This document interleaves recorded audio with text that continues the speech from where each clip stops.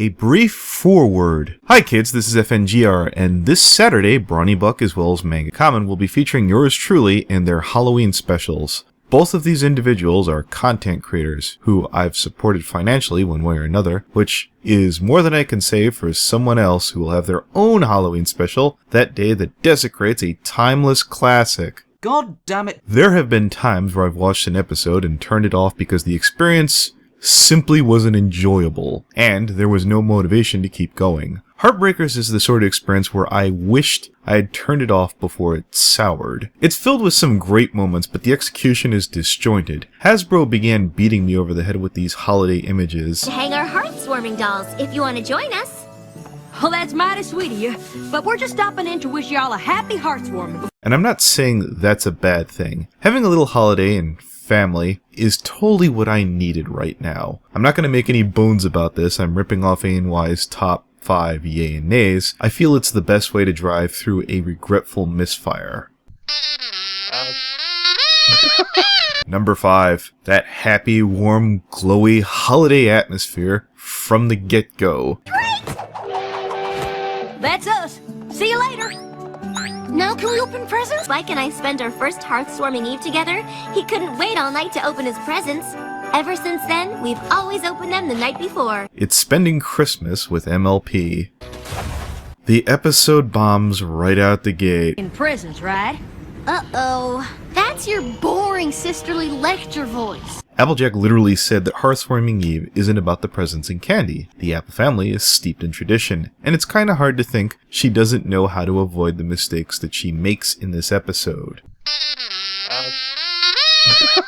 Number 4. Not making Spike a total schmuck for once. It's kind of like our tradition. Spike gets to enjoy in a sweet, warm, fond memory, and it's something that the fans get to enjoy. And while I did find the book joke a little tiring, I'm sure it's not an unfamiliar theme for the character. Making the exact same mistake from Maud Pie. The fact you don't find your creepy sister creepy doesn't mean everyone else will.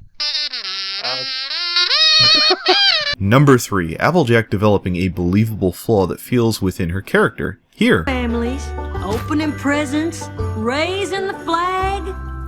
Picturing it? Loving it? Her way is the best way, and her being bullheaded makes total sense. Once Applejack gets an idea in her head, and some pony to watch over me, or in bridal gossip, she sees it through, even if it's unwise. Marbles is hardly necessary. I mean, sure, the shipping with Big Mac. Yep.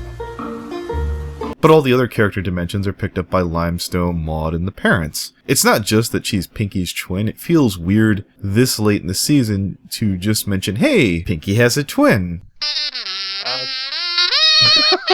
Number 2, Limestone and Pinky's back and forth. As every pony knows, Staff holders bolder. I don't think we'll ever see what these two would have been like growing up, but there's a wealth of goofy ideas, from the ultra grouchy Limestone to the super glowy attitude of Pinky. That's practically a spin-off waiting to happen. The executions are very awkward. I simply can't relate to the Pie family because none of those things look remotely fun. I welcome anyone in the comments section to tell me you'd prefer the Pie's Hearthwarming Eve over the Apples. Yeah, I know, it's about understanding other cultures, but I can't imagine anyone going, yay, I like the Pie family's traditions more. The Apples family's food is warm, inviting, and appealing to the eye, whereas the Pie family's rock soup looks like, well, poison. There's no reason the flag couldn't have been a flag other than the plot needed Applejack to get upset. Number 1. I wasn't the biggest Maud Pie fan when she first appeared on the show, but she sure has grown on me since showing up. It's kinda weird that she's the smart one of the family. And yeah, having her shine in her element, quite frankly, when that element is all over the place. You know that. Isn't it obvious? There's specks of extrusive andesite on your hoof. It's a mountain rock.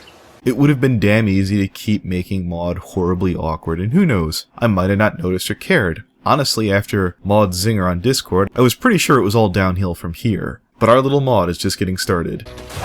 The rock farm is a stupid idea. However, it was a stupid idea in the background when you didn't have to think about it. my sisters and I were were raised on a rock farm outside of Ponyville. We spent our days working the fields. There was no talking. There was no smiling.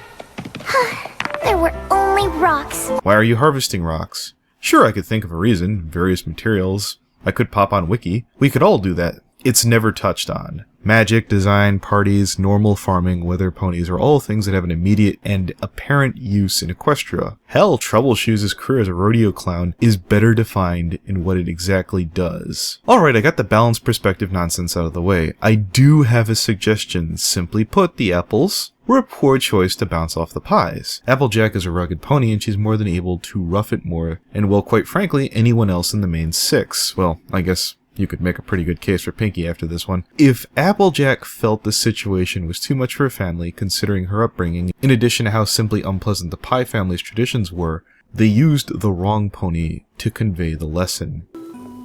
So, now when you say a week, is that, 7 whole days? And 6 nights, I know. Such a short time to spend with your little sis. You gonna eat that?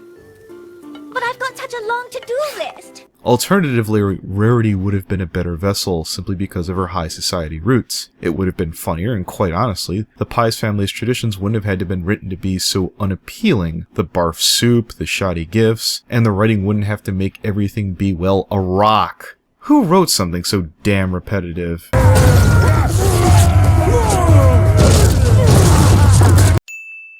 Nick Confalone. You mean the guy who did Party Pooped? Yeah, that makes sense. Well, at least it's an improvement. Oh, and happy Halloween, kids.